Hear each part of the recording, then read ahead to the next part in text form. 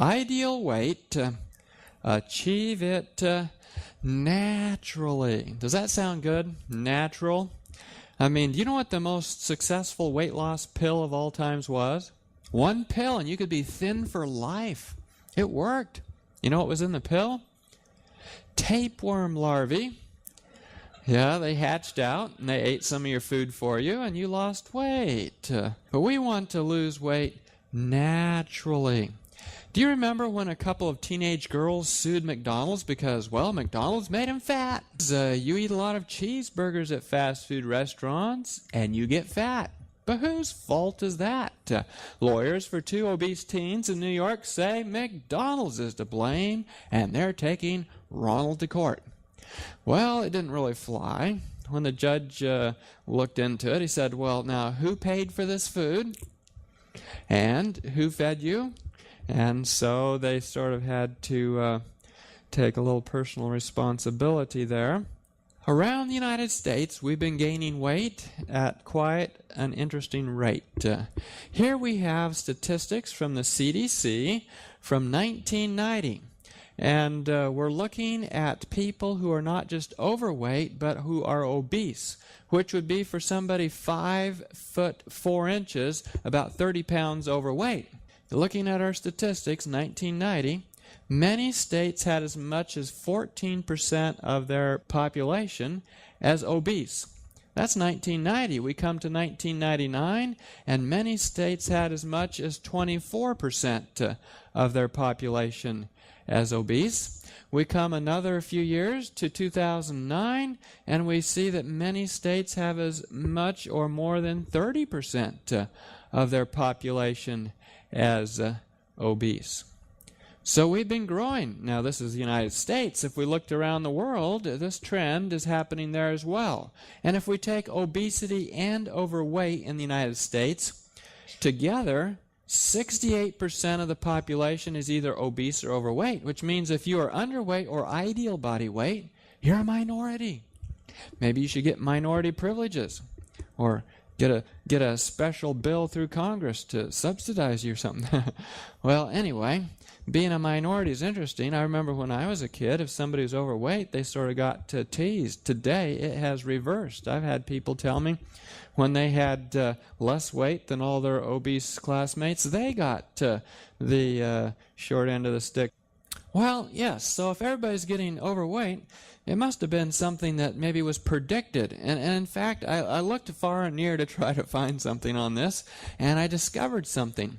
In Matthew it says, but as the days of Noah were, so shall also the coming of the Son of Man be. For as in the days that were before the flood, they were eating and drinking, and I thought about that a minute. You know, we all eat and drink, so what's so big about that? Well, they must have been eating and drinking to excess if it became a matter of comment, and it'd make you wonder if they weren't all a bit overweight prior to Noah's flood. And well, and it's supposed to happen again, so I asked the question, are we a sign of the end of the world? What is obesity? It's based on your body mass index. That's the scientific way of figuring it out. If your body mass index is less than 18.5, you are underweight. If your body mass index is between 18.5 and 25, then we say you have ideal body weight. If it's between 25 and 30, you're getting into overweight. You go over 30, and we have 3 categories of obesity: mild, moderate, and severe. Body mass index is calculated by taking your weight in kilograms. Why is everybody looking glassy-eyed? And you divide it by your height in centimeters squared. Oh no, math class again. Well, if you look at your handout there, you'll see we have a chart. And the way you figure it out on the chart is that you start up here and you're going to find your body mass index. And I'm going to circle it there. And you come down this side and you find your height in inches. Let's say you are 5 foot 7 inches, or 67 inches there. Then you come across the chart and find your weight. Let's say you are 204. That would mean that you'd be in this column. Your body mass index would be 32, and you'd be in the obese range. Not just body mass index is an issue, but any overweight. And say your arms and legs are thin and you're not that heavy, but your belly is quite large. If your waist is greater than 40 inches for a man or 35 inches for a woman, then it confers just as high a risk of some of other diseases as would a high body mass index. And what would those other diseases be? I call it the hidden costs of abundant fat. Well, for one thing, you have a higher risk of losing stool when you weren't attempting to. And that goes up by 45%. Heart disease goes up by 50%. Cirrhosis up by 120%. And did you know that obesity is now one of the biggest driving forces behind cirrhosis, has surpassed alcoholism as a cause of cirrhosis? Used to be, people who drank alcohol got the cirrhosis. And notice increased urine loss. Asthma goes up with increasing weight. And then diabetes is up 250%. Again, lifetime risk of diabetes by weight. And notice that if you are underweight, then your lifetime risk is only 8%. But if you are obese, it goes up to 57%, which means over half of obese people will come down with diabetes in their lifetime. Now, if you're looking for your blood pressure, the more fat you carry, the more blood you have. In fact, for every extra pound of weight that you have, it takes an extra mile of blood vessels to feed that fat and extra blood. And so if you gain 55 pounds over your ideal body weight, then your risk of high blood pressure, known as hypertension, goes up by 265%. On the other hand, losing weight reverses it quite effectively. The more you weigh, the higher your cholesterol goes. The more weight you gain, the higher your risk of cancer. Obesity runs in families. Often the family dog is fat too. And so we do it to our pets. And there's a lot of programs out there now for pets to lose weight. But I don't want to gloss over the fact that there is a genetic component. What we say is that genetics, your genes, load the gun. But it is only your lifestyle that pulls the trigger. Maybe you have an easy-to-pull trigger, but still, until you start eating, you don't start gaining weight. And so keep this in mind. But there's another factor in this genetics that you need to be aware of. Have you ever wondered how it is that one set of DNA could make a caterpillar, and then it could make a chrysalis, and then it could make a butterfly? But it's all the same DNA? Well, it's very interesting that in the human family, there's really one set of DNA. I mean, when they did the Human Genome Project, they mapped out the DNA of one person, then they said, okay, we're done. Finished up. We're like, wait a minute, you didn't map mine, you didn't map his. How could you say you're done? You got to map everybody's. No, everybody has about the same genes. What's different is epigenetics, above the genes. And what's epigenetics? Your genes are turned on or turned off by certain switches. What makes you different from you and you and you and you is which genes are turned on or which genes are turned off. Well, guess what? We've discovered that lifestyle changes can actually change your genes. Tomorrow night we'll talk about high cholesterol. Some people say, well, my family has high cholesterol. Familial hypercholesterolemia. But it's been documented that within 6 weeks of starting a lifestyle change program, the genes in the liver actually switch off to making cholesterol. And so lifestyle interventions are the most powerful force for gene manipulation. And so we're going to help you manipulate your genes. And so if you thought you had genetics that would make you gain weight, we'll help you get genetics that will help you lose weight. So you need some good choices. And just like those girls that sued McDonald's, you are a reflection of your choices. Your life and health habits are yours alone to make. And if we can provide you with the best choices, we liberate you from, where you might not have wanted to go. So let's start off talking about why Americans are gaining so much weight. Down at the basic level, it has to do with the fact that they're very sedentary. Sit around too much. Don't get enough exercise. And if you have a job where you sit for 8 hours, you increase your risk of obesity by 20%. Yeah, but I don't want to quit my job. It's hard to find good jobs these days. Well, it's true, and I don't want to tell you have to quit your job, but recognizing the risk helps you plan your life to counteract it. But the sedentary factor, the reason it's a problem, has to do with the mismatch between energy input, which is largely in the form of calories, and energy output, which is often in the form of exercise or basal metabolism, thermogenesis, the fact that you stay warm. And you have to keep these in balance. It sort of reminds me when I was in grade school, I had a teacher that was a bit of a philosopher. And when we were in budget class one day, he came out with a line like this. He says, if a man's income is less than his outgo, then his upkeep will be his downfall. Well, in this case, if our energy input exceeds our energy output, then our weight management can be our downfall. And so we have to keep these things in balance. Another way to look at it is eat to live versus live to eat. And so here we have a gentleman who's going to eat to live. He's going to intake food so he can work. His intake will probably equal his expenditure. And over time, his weight will be stable. On the other hand, a couple girls over here are eating snack foods, and they're just enjoying life and eating, living to eat. And their intake will probably exceed their expenditure, and over time, their weight could be a problem. Obesity could result. The Bible has it to say this way, "Blessed art thou, O land, when thy king is the son of nobles, and thy princes eat in due season for strength, and not for drunkenness." For strength, and not for drunkenness. Now, exercise. If all I do is diet, can I lose weight?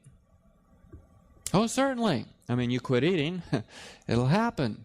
But if all you do is change your diet to lose weight, the weight you lose will not only be fat, but it'll also be some muscle, and it could be some bone density. Bone density is very important, and you don't want to lose that, and you like to keep your muscles, and you don't want to lose them. So exercise maintains muscles and bones while your fat is lost. And so every good weight loss program should include some exercise.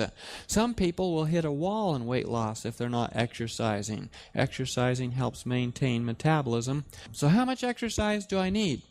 Well, it would be good to get 60 minutes in a day. Now, you don't have to do it all at once. Maybe you don't have an extra hour, but a little bit here, a little bit there, 5 minutes here, 5 minutes there, 60 minutes, 1 hour. I mean, look at it this way. Limit your sleeping and your sitting to just 23 hours a day. And moderate is as good as intense. You don't have to kill yourself.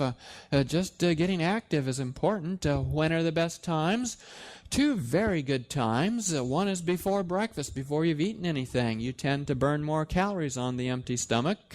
And then immediately after meals, just not vigorous, but like taking walks, will up your metabolism for the day, help you burn more calories. So we said if you had a sedentary job where you're sitting for 8 hours, your risk of obesity was up by 20%. Now, if you do get an hour of exercise in, like walking, you can reduce the risk by 24%. And so you are 4% ahead of the game. And so activity is key to offsetting the risk of inactivity. Oh, but I have knee pain. I can't be that active. Everybody has to know there's a reason why I have pain and I'm overweight. Well, not so according to new studies. In fact, they took a bunch of people with serious knee arthritis and they put them on a weight loss program. They put them on an exercise program for 6 months. Knee pain improved, as did disability. They quit limping so much, and they could walk farther in 6 minutes and faster up and down stairs. Pain may be a sign that you are rusting out, not wearing out. And so taking advantage of activity. Will it hurt initially? Oh, yes. But is it worth the pain? Oh, yes. There's something going on with portion sizes that you need to be aware of, and that is that they keep getting bigger. Have you heard of the third pounders? And some of them will put multiple patties in your burger for you. And they say that the hamburger that's now in the kids' lunch was the one that used to be for the regular hamburger. French fries serving sizes are up 70 calories. Hamburger sizes are up 100 calories. Soft drink sizes are up 50 calories. I mean, who decides how much food you eat? Them or you? And how shall I manage my portion sizes? Well, one thing that has been shown to work in the studies is that if you put all the food that you're going to eat for that meal on a plate, and then you close shop, put a lock on the refrigerator or go outside and eat at the picnic table or something, and that's all you eat for the meal, that's much more successful. We'll tell you why in just a minute, but also when you put the stuff on the plate, you can choose lower calorie, lower energy dense foods, and maybe make your portion sizes smaller than you normally would eat, thus tipping the scale toward weight loss. And then don't shorten your time that you eat. You want to spend just as much time. People who eat faster gain more weight. And so spend the extra time chewing the food. There's big benefits to chewing. When you chew your food, it helps balance out your leptin and ghrelin, which are hormones that affect your obesity risk. In fact, a recent study compared chewing food 40 times to chewing food 15 times. And the people who chewed their food 40 times were much more satisfied, ate fewer calories, and they lost weight better. Now, can you chew a Twinkie 40 times? It'd be gone, wouldn't it? So it sort of presupposes you stick something in your mouth that has fiber to it, or bulk to it, or substance to it. And this is a factor too. Drinking smoothies and juices don't help. Now, what about variety? Variety stimulates gluttony. One of each, please. And I had a friend that used to like to take me out to a smorgasbord. And as we would leave the smorgasbord, he would often confide to me, well, you know, I sort of like to get a good deal here. And, you know, you paid so much, and the more you eat, the cheaper it is per pound. And so, yes, you ate quite a bit. And the larger the variety, the more food you tend to eat. You know, if you had nothing but beans and rice, and you put the beans and rice on your plate, and as good as they were, and as much as you enjoyed them, after you got finished with the one plate, you're sort of contemplating and thinking, well, shall I have another serving of beans or rice, or have I had enough? Well, guess I'll call that quits. But if you have everything else under the sun, you know, cheese enchiladas left over and quesadillas, and then there's the, you know, stuff in the freezer, the ice cream, and then there's that cheesecake, you know. Well, the more items you have, the more you tend to eat. So we recommend keeping the variety simple. You do not have to balance your entire life's nutrition at your next meal. You can spread it out over a few meals. Don't get one of every color at the next meal. You know, keep it simple. I mean, this is sort of simplistic, but the idea is when you keep the variety down, you also are in better control of your caloric intake. Now, there's certain foods we call trigger foods that ignite a raging appetite. And there's foods that do this. So for example, the taste of fat increases the amount of food eaten. I mean, how many people like to eat air-popped popcorn with nothing on it? Usually you pop it with air and then you spray it down with oil as though it was cooked in oil, right? It's because that oil drives food consumption. That's why chips are so popular and the greasy food restaurant's still in business. I mean, the more grease you put on there, the more people will eat it. And then you add sugar to it, and that definitely weakens the food satisfaction signals in your brain. I mean, you get hungry again. You know how it is. You've been at somebody's house, and they're feeding you this wonderful multi-course meal, and you're all filled up and stuffed, and you think it's the end. And then they bring out one of those things. And you're like, oh man, I'm full. I didn't know you were going to bring one of those out. And, well, cheesecake, fat and sugar. And so they're dishing up servings, and you go, oh no, but they go, come on, this is Grandma's recipe. And they, Okay, just give me half a piece. And so they dutifully cut you half a piece while complaining that you're not doing your part. And then you're sitting there talking and you're forking in this cheesecake, and all of a sudden you realize it's gone. And you look around and you go, oh, is that other half still there? Because your food satisfaction signals just got crossed. You're hungry again. I tell you this to realize that the food itself has addictive properties and drives food consumption. It's more than just you. It's it. And it's the choices. And before you stick it in your mouth, if you decide not to stick it in your mouth, you've sort of, cut off an avenue it has to make you hungry again. TV downtime. Down the chips, down the cola, down the beer. That's what people do. They sit in front of that TV and they eat. They're always trying to sell you food on that TV. And then they want to sell you the pill that you're for sure going to have to take because you ate that food they sold you. If you sit in front of the TV to eat, say breakfast, lunch, or supper, you will on average consume an extra 228 calories than you would have consumed had you not had a TV blaring in front of you while you were eating. And then it's also true that television watching is not a calorie burning activity. It sends your brain into alpha waves, which are sleep waves, and that sort of cuts out calorie burning. And so 2 hours sitting in front of that tube increases your risk of obesity by 35%. Now, I was at a bike shop, and I was looking around, and they had a fancy little device that sat on the floor, and you could take your bicycle and put the tire in this device, and then you could ride your bicycle.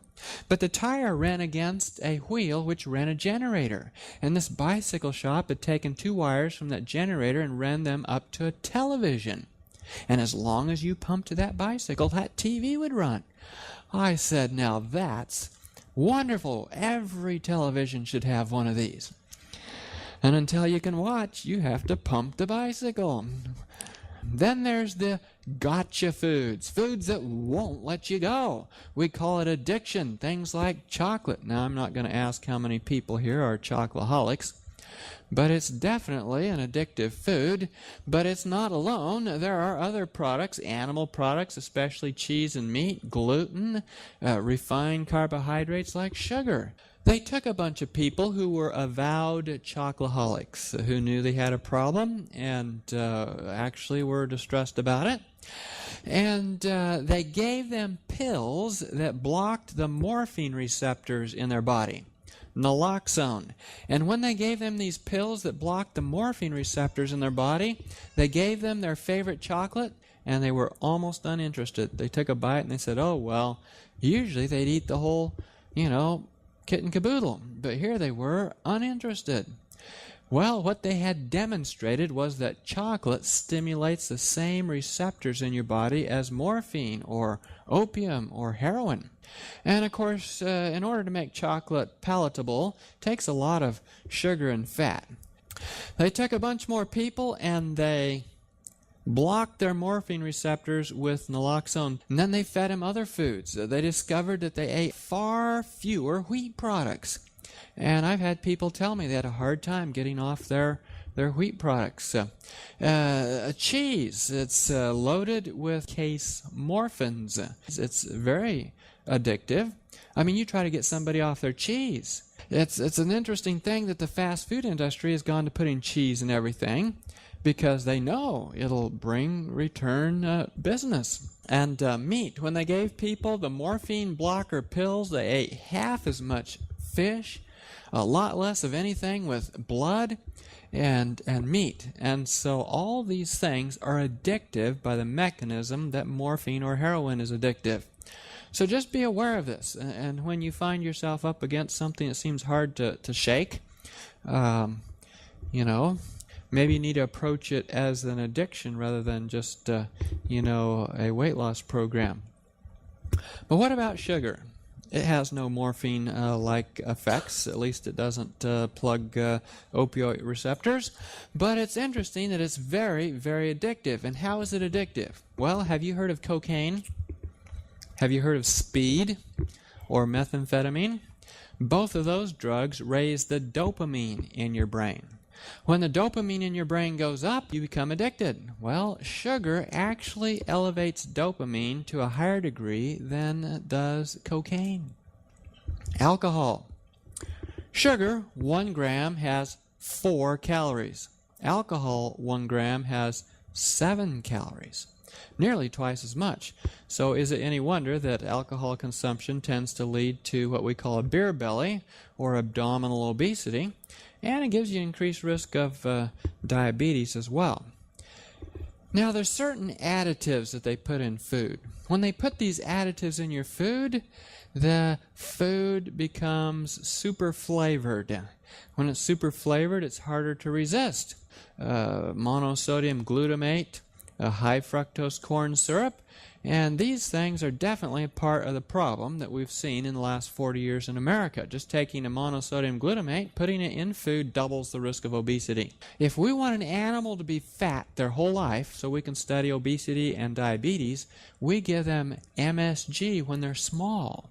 It actually burns out the appetite suppression center in their brain, and they are forever hungry, and they gain weight their whole lives. Does this happen to people? Well, there's some evidence that it could be. No study has really tried to prove it because taking 2 groups of people and burning out part of their brains doesn't go over well with the FDA, you know. That said, you know, most people don't go looking for products in the supermarket that have MSG. So they don't put in big letters on the package, we have MSG in here. They don't put in the ingredients monosodium glutamate or MSG. They don't have to say MSG if it's not 100% pure MSG. And so there's a lot of other ingredients that hide the fact that there's MSG in there. Products hiding lots of MSG would be like hydrolyzed vegetable protein, sodium caseinate, textured protein. This is sort of like those meat analogs, autolyzed yeast, yeast extract, things like Marmite and nutritional yeast and Sovex, natural flavors. This is like soy sauce or Bragg's liquid aminos, gelatin. You can hide anything under seasonings. And then carrageenan. They often put it in your soy product like soy milk and things like that. So you have to kind of watch. It's also a bit carcinogenic. So anyway, be aware of hidden MSG. What about fructose? Isn't fructose just sugar? Well, yeah. Isn't there fructose in an apple? Oh, yes. At very small amounts and in balance with all the other glyconutrients, other sugars. But when you isolate sugar from food, cane into sugar, sugar beets into sugar, or corn into corn syrup or high fructose corn syrup, you make it poisonous. And in fact, fructose in these forms, all isolated into high fructose corn syrup or agave nectar, gives you 4 times the weight gain in the same amount of time as other sugars, like honey or, things like that. And so beware that this fructose is not just another sugar. It is much worse. And it gives you more abdominal obesity, more fat around the middle. It raises your triglycerides and cholesterol. It raises the inflammation in your liver, causing all kinds of liver degeneration. And it also increases the risk of diabetes and diabetic complications. Recap, ditch the soda if you're trying to lose weight. I mean, there's a reason why they give you a 64-ounce soda or free refills on your soda with your burger and fries. You are going to eat more food if you drink that soda. And if you look at the number of calories in 2 sodas, if you consume 2 sodas a day for a year, you can gain 30 pounds. In 10 years, that's 300 pounds. In 20 years, you get the idea. It adds up over time. But you might be saying, yeah, I don't use sodas that have sugar. That's old-fashioned. I use the artificially sweetened ones. NutraSweet, 1 calorie or 0 calories per serving. Well, this can backfire. It has to do with the fact that your brain tests the food you eat and sort of makes an evaluation on how many calories it has. Sort of goes like this. You eat something sweet. The brain says to the stomach, hey, stomach, I think there's about 100 calories coming through. Beware. And the stomach goes, okay, I'm watching. Did you say 100 calories? I did. I haven't seen any. Well, it's coming. No, it never came. You better send some more. And that's exactly what happens. You crave refined carbohydrates. People who use diet drinks gain almost twice as much weight.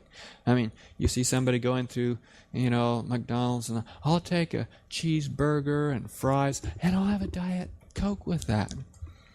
No, that doesn't help at all. It actually drives more food consumption. Now, there is something you can drink that will make you skinny. Water. You see, when you drink water, and if you put anything else in the water, it's no longer water. But if you drink just water, it raises your metabolism by about 25%. And then you burn more calories for the day. It's also true that many people don't distinguish between thirst and hunger. So if we have them drink water at least 30 minutes before a meal so they're well hydrated, when they come to mealtime, they will eat less food. Because oftentimes they've been eating food to satisfy thirst. Just heads up, eating sugar cuts down the amount of water you drink by sheer thirst in half. You'll drink half as much water by sheer thirst if you're eating refined sugars.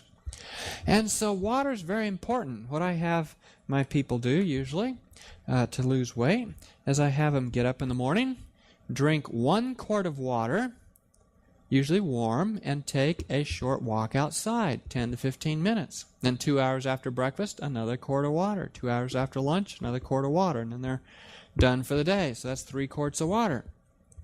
Well, isn't that too much water? Well, one of the rules of thumb that is proven to be helpful is to drink half your weight in ounces. So if you weigh 200 pounds, you should drink 100 ounces, which would be 3 quarts. Now, snacking, is it the culprit? It could be. Snacking between meals dramatically increases the number of calories consumed. Americans, on average, are not consuming more calories at their meals, but they're consuming a lot more of those excess calories between meals as snacks and as sodas. In fact, they're getting about 500 to 600 extra calories per day in that form. And so they end up dramatically increasing the number of calories they consume for the day. People who are already on the heavy side tend to choose more high-fat, high-sugar snacks, which doesn't help. And so they end up gaining weight. Well, what do? I can't just stop snacking. You can't say no to a hungry stomach. Well, you can teach your stomach to enjoy 8 meals a day and fill the lack if you miss one of them. But that is no sign that you have to go along with what the stomach is used to. And if you want to make a change in habits, one very simple trick that helps many people is to drink cold water at the time that you would normally snack, and don't snack. Take a little walk outside. And the cold water tells the stomach, no. And if you do it again, you'll get more cold water. Well, it works. And so that's the only time we recommend drinking cold water. Otherwise, drink your water, room temperature or warm. Now, chewing. I mentioned chewing a little bit. And when you start chewing, getting your teeth into things, your teeth have ligaments that hold them into your jaws. Those ligaments have nerves that go up to your brain. When you start chewing, the brain gets the message, hey, he's chewing. The brain then sends a message down to the stomach. Hey, stomach, stop acting so hungry. Food is on the way. And the stomach goes, okay. And you start shutting down your appetite early on. Well, now, as we mentioned, you don't have to chew a Twinkie much. So that wouldn't do this for you. You have to choose foods that actually require chewing. Smoothies and juices aren't going to do this for you. So we say start your fruit meal off with something like a nice crisp apple or some raw almonds. If it's a vegetable meal, maybe some carrot sticks or other cut vegetables, granola or whatever, something that gets your teeth into the action early on. Make the whole meal something you get your teeth into. Now, did you know that carnivores throw around more weight? It's true. Meat eaters have been shown to weigh significantly more than vegetarians. Why is that? Well, there's a number of reasons. The stuff is high fat and doesn't have much nutrition, so you have to eat more of it to get your vitamins and minerals and so forth.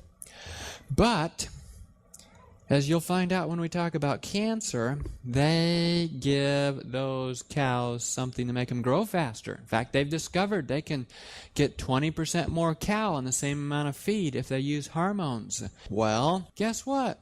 you can gain 20% more weight on the same amount of cow. And so those hormones come right through to you, and your risk of cancer goes up too. Foods that'll especially give you a higher body mass index are hamburger, beef, fried chicken, egg, bacon, sausage, hot dogs. All these have been studied and shown to increase your risk of weight gain. Now, hold the phone. They told me if that was all I ate, I could lose weight. The Atkins diet, the South Beach diet, the whatever diet. Well, when they study these low-carb diets, they discover that using these low-carb, high-fat, high-protein diets quadruples your risk of colon cancer. And cancer patients lose weight too. But that's not the way you want to lose weight. And eating this kind of diet destroys your kidneys. What diet shall I choose then? How about fast, easy weight loss? When they promise that on those tabloids as you go through the supermarket, they're, teasing you. You might lose it fast, but you'll get it back fast too when you get tired of that bland, terrible tasting diet. Breakthrough miracle. I bet they're selling something. This is a $60 billion industry. Weight loss products and magazines and so forth. Banish fat. Nonsense. Secret formula. New discovery. Cure. More nonsense. Balance hormones. Oh, boy. Now you're getting technical. I bet nobody's studied that. Enzymatic process. Oh, now you've really got me. What you really want, though, is a lifetime change. What does a diet imply? A diet implies I'm going to change what I do for a short period of time until I achieve a certain goal, and then I'm going to get back to doing what I always wanted to do. Which is why I'm where I am here today. Well, so you don't want a diet in that respect. You do want to change your food intake, but what you want is a lifetime plan. And maybe you want to choose a healthy weight, not necessarily the lowest weight. There is some differences in what your weight should be. Some people choose too low a weight. Have you heard of Karen Carpenter? She sort of chose too low a weight, I guess, and passed away. The motivation needs to be internal, not external. In other words, you're doing this for the good that it'll do for you and your health and how you can help others in the process, not because the spouse or the boss or whoever is on my case, and I guess I better do this. So here's a diet for you. Eat all you want and lose weight. Oh, not another one of those. But what is the fine print? If you choose whole plant foods. And in fact, in one study, they did that very thing. They said you can eat as much as you want, as long as you only eat whole plant foods. And the people, in 6 months, lost 14 pounds. And the reason I put this in here is to illustrate that when you eat the best foods, you start losing weight automatically, and your weight starts headed toward the best level. Now, I don't recommend you overeat even of the best foods, but this is sort of illustrative of the fact of what might be the best foods. Top diets boast whole plant foods. People adopting whole plant food diets can lose 3 times as much weight in a year as people adopting other diet plans like low carb or low fat. And people who adopt a whole plant food diet as their way of losing weight are 4 times more likely to stick with that program because it's good for you and it sustains life. But why does it work? There's a number of reasons. Let's look at those reasons. One has to do with the fact that it is nutrient dense. It's got things like chromium in it, and you need your chromium. So this is a slide I've taken from my diabetes lecture, and I just want to put it up here because it illustrates a point. Diabetics generally run out of chromium. Chromium is necessary for getting sugar into the cells, but they're eating refined carbohydrates that have no chromium, and so they can't get their sugar into the cells. They're in trouble. But whole wheat flour has 8 times as much chromium as white flour. So let me ask you a question. Let me just set up a scenario and you answer a question for me. Quiz time. Did I tell you there's going to be a quiz? Okay. Suppose that I eat 1 serving of whole wheat pasta, like spaghetti, And my body goes, oh, wonderful. That was a nice dose of chromium. I've got all the chromium I need for the day. I'm happy. I'm satisfied. Life is good. And you're satisfied with your meal. How many servings of white pasta am I going to have to eat before I get enough chromium for the day? 8. And what's going to happen is if you're eating white pasta, you will crave carbohydrate, you'll crave food until you get your whole dose of chromium. And so we have 300-pound people running around America totally obese and totally malnourished and totally hungry because they're eating food that lacks good nutrition. And so whole plant foods give you the nutrition so that you don't feel hungry anymore. We have a friend down in Tennessee. He had gained like 100 pounds since we'd seen him before, and he was sort of feeling like he needed to go on a weight loss program, so we helped him with this information. And then I said, his name is Mike. I said, now Mike, one of the things I like to do with some of my weight loss people is have them fast one day a week. He said, no. I said, do I have to do that? Is that part of the program?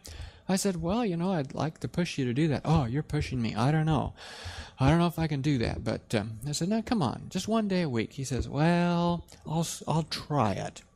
I said, okay, what day of the week would you like to pick? Oh, you really are going to push me, aren't you?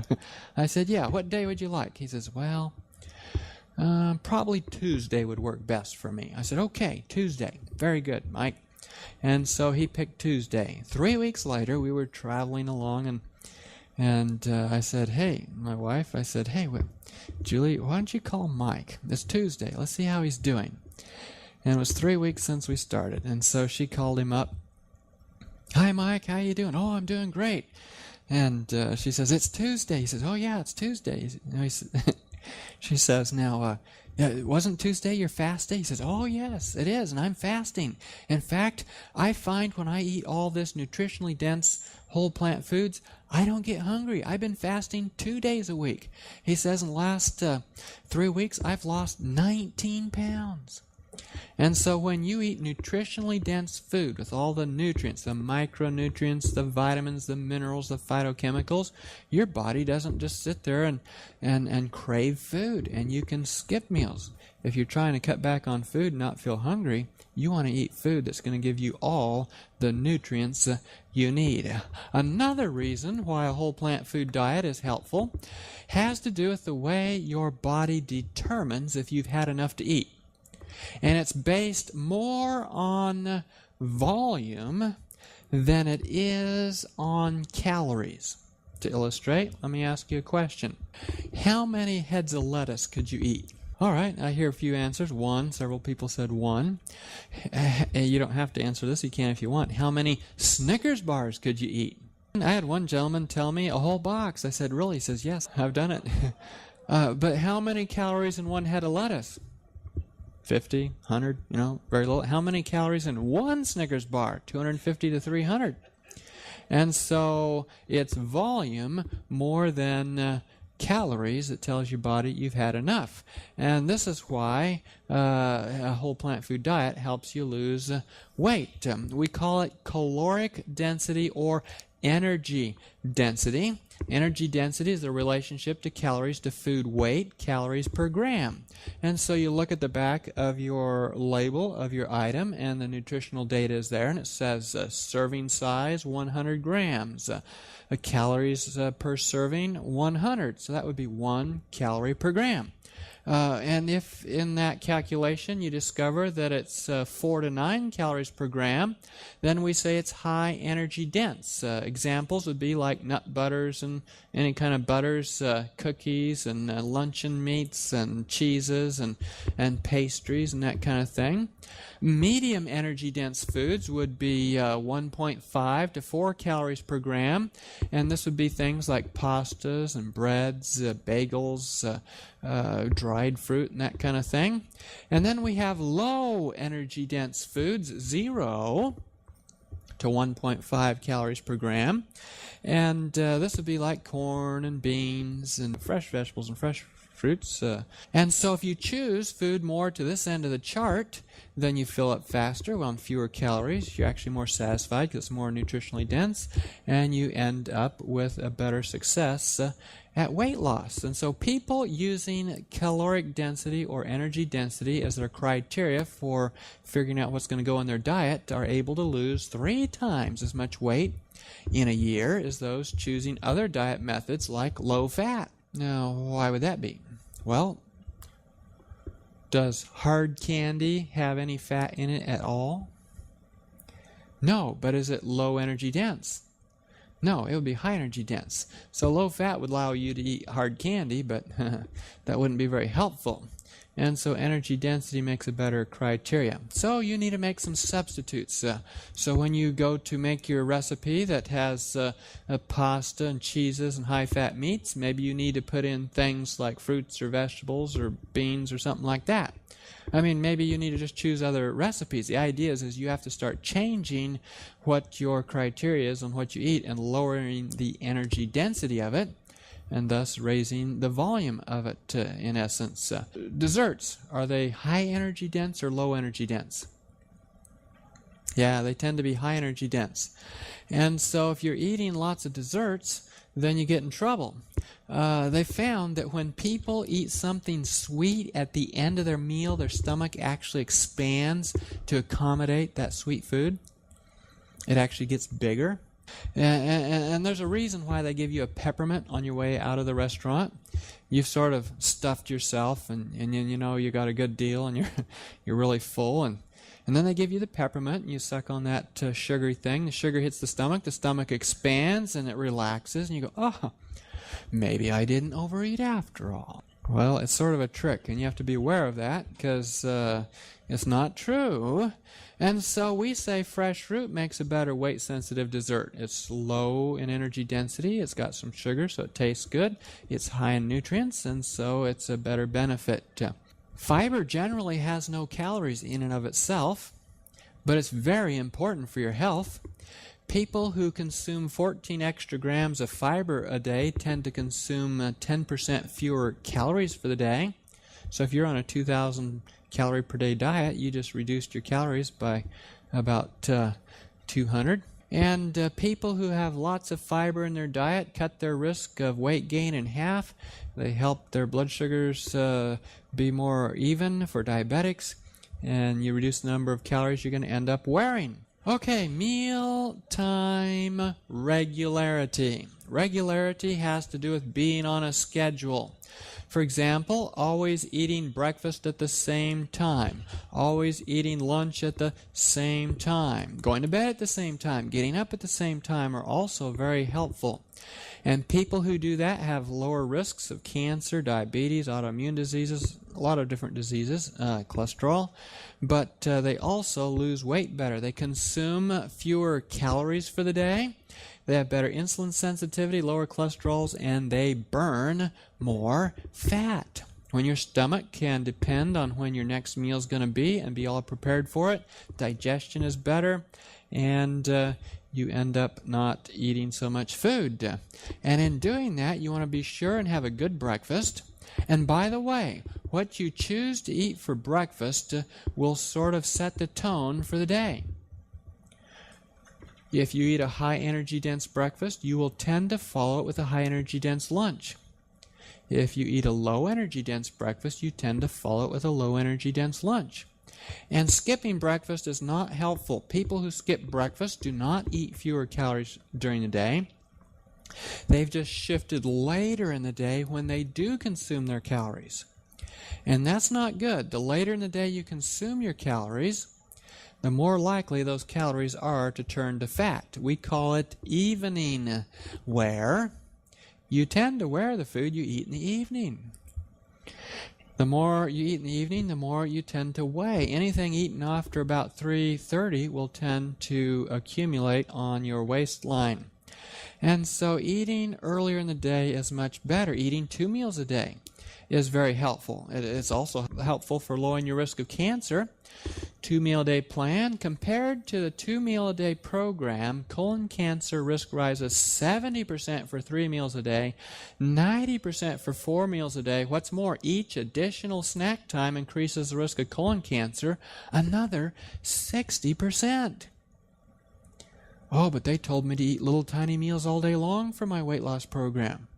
Well, cancer patients lose weight too, but that's not the way you want to lose weight. If you're going to stop smoking, would you hang around with smokers? If you're going to stop drinking, would you hang around with drinkers? No, you want to hang around with people who support your weight loss goals, and that's why things like TOPS and Weight Watchers and, getting together helps people lose weight. I mean, that way those people aren't going to sit there and try to push another fudge brownie at you. They're going to help you by sitting around and eating good food with you. And so find people that share your goals. Now, there's 2 ways in which people get energy for a day. One is through food, but the other way is through sleep. But if you're not getting your sleep, where are you going to get your energy? Food. And this becomes a vicious cycle where, I'm so hungry and I'm so tired and I'm coming home from work and I eat this huge supper. Am I going to sleep well? No. And so I don't get my sleep that night, so I'm even tireder the next day. So I eat even more food, and vicious cycle. And so you have to get on top of that and start reversing it to where you end up not feeding the cycle, not eating in the evening, sleeping better, especially not snacking. Okay. Let's talk about people who are successful. It's nice to talk about the success stories. People who've gotten the weight off and kept it off at least 5 years. And so studies of people with long-term weight loss show that they get their exercise in 30 to 60 minutes a day with some resistance training or weightlifting.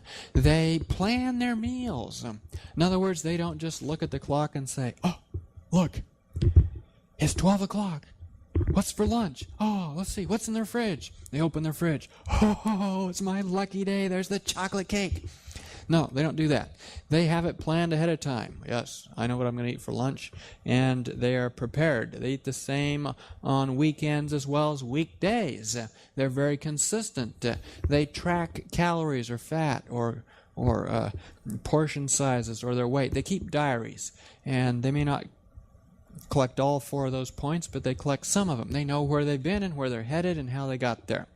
And they eat low-calorie, low-fat foods. In other words, low-energy dense food items, and they eat breakfast regularly. What do they not do?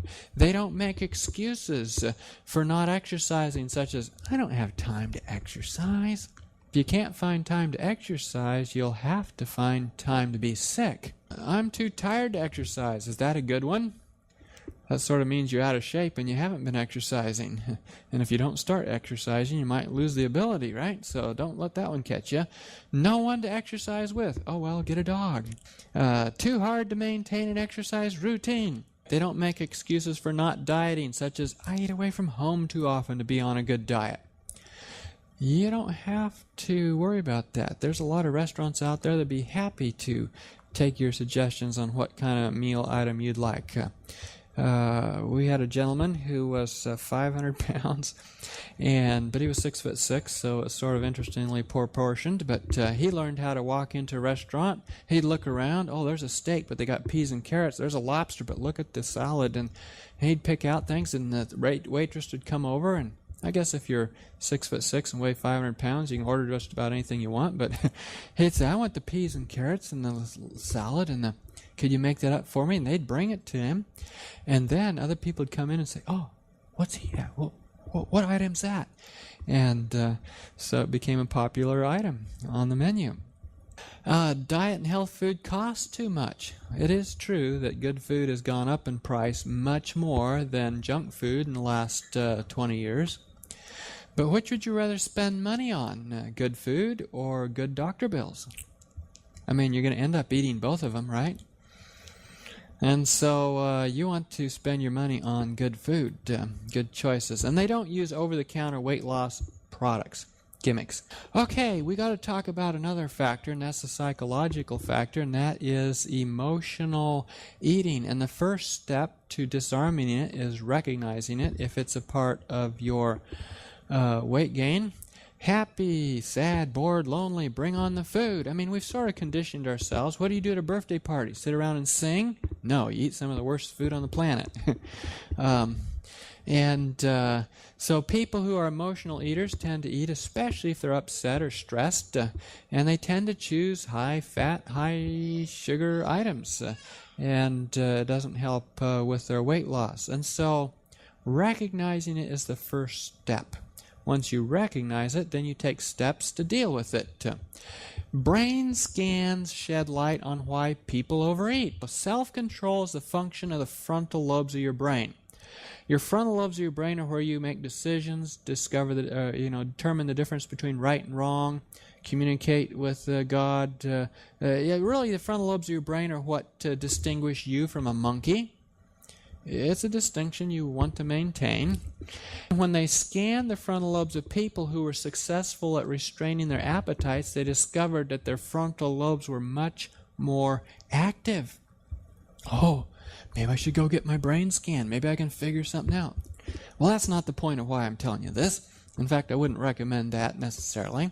But the reason I'm telling you this is you can exercise your brain just like you exercise your muscles. Start making choices. Choose you this day whom you'll serve. When you make those choices, you exercise that part of your brain, and over time, it does light up more on SPECT scan. And you do end up with more active frontal lobes. And you are able to say no when temptation comes along. Now, here's a promise for you. There hath no temptation taken you, but such as is common to man. You are not alone. But God is faithful, who will not suffer you to be tempted above that you are able. Wow. But will with the temptation also make a way to escape. You might have to look around for it, but it'll be there, that you may be able to bear it. Now, I have a physician friend who, when he got out of residency, he decided, I'm going to solve the world's problem in the way of health issues. I'm going to help everybody figure out how to get over their disease naturally. Well, one of his things was to help people with weight loss. But he never could get people to really stick with the program, and in 15 years, he sort of felt himself to be a real failure. And he sort of vowed in his mind, I'm never going to put another person on a weight loss program. Well, a lady came into his office, and she wanted him to put her on a weight loss program. He says, no, my weight loss programs don't seem to work. Well, why don't you go to the, educator or something? Find somebody else to get you on a weight loss program. She says, no, come on, just try me. Then he got an idea. He says, well, I got a question for you. Have you ever been eating, and you're taking your food, and you're eating, and you sort of hear like a voice in your head, or you get this sense that, well, this might not be the best idea, or if you eat that, you won't be helping your weight loss goals. And you ever had that sense? And she says, oh, yeah, all the time. He says, well, what do you do when you get that? She says, well, I guess I go ahead and do what I want to do. And that hasn't helped me. He says, well, I got a plan for you. He says, here. And he took out his script, and he got out his pen, and he wrote down this verse on the paper. And he says, here's your prescription.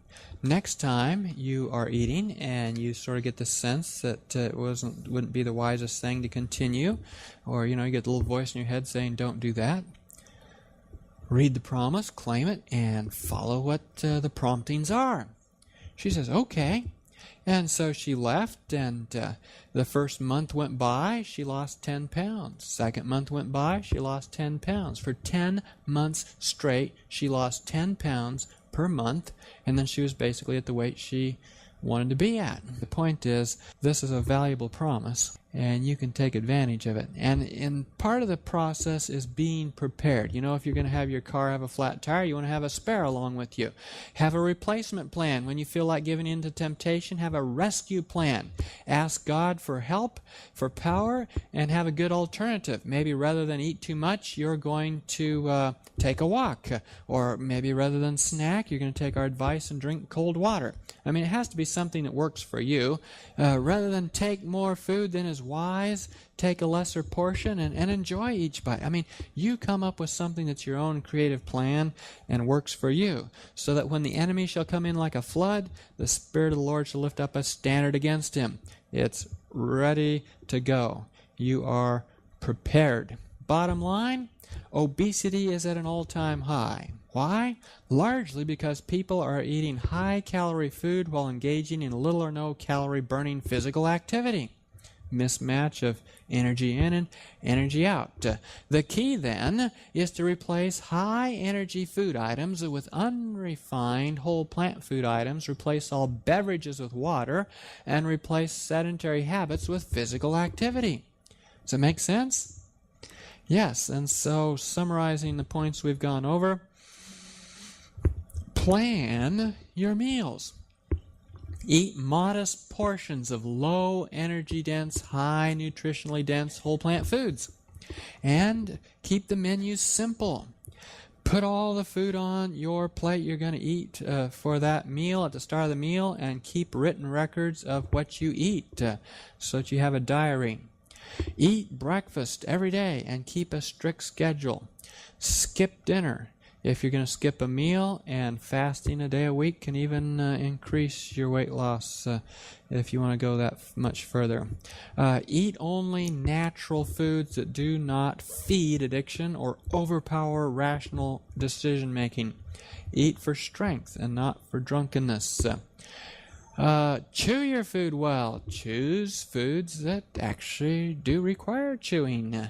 Drink plenty of water between meals, 30 minutes before a meal or 2 hours after a meal. Make sure you're not eating to satisfy thirst.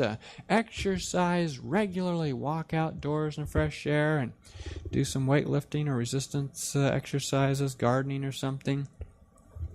Take regular time for good sleep, so that you don't have to eat to get the energy that you would have gotten from sleep, and establish a plan for your known weaknesses, and with God's help, make them your strengths.